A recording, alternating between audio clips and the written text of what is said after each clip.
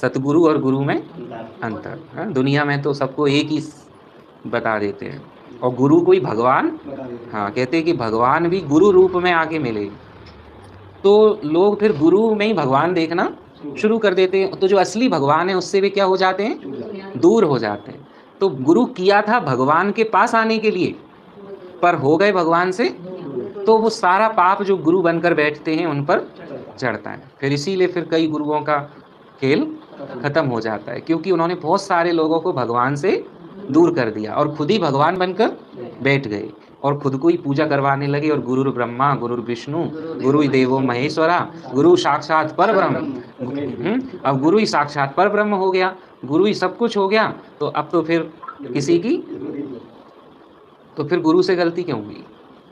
क्योंकि गुरु को भी जरूरत थी सतगुरु से जुड़े रहने की।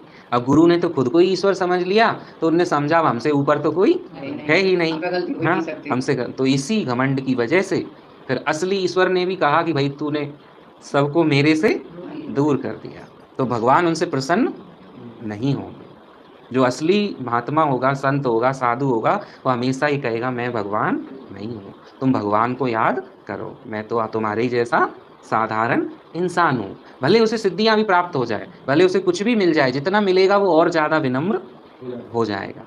वो कभी ये नहीं कहेगा कि मैं ही भगवान हूँ, मैं ही देवदूत हूँ, मुझे ही परमात्मा ने सबके लिए भेजा है। तो इस सावधानी की बात है।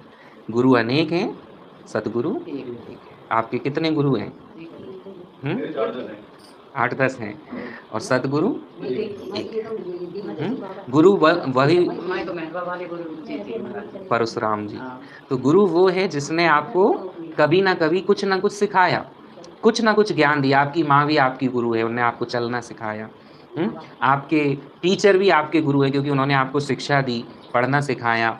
जिसने आपको ज्ञान में लाया, कोर्स कराया, वो भी गुरु है। जिसने आपको परमात्मा से मिलवाया, ईश्वर की अनुभूति करवाई, राजयोग सिखाया, जो आपको मधुबन ले गया, वो भी आपका गुरु। जिसने आपको ईश्वर से मिलवाया, चारों धाम करवाए, जिनसे आपने कुछ गुण सीखा, कुछ भी लिया। गुरु का अर्थ है गुर सिखाने वाला। गुर माने टिप्स, जीवन के गुर सिखाने वाला।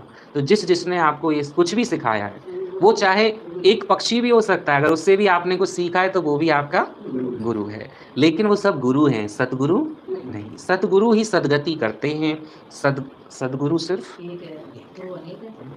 तो गुरु है अनेक और सतगुरु है एक।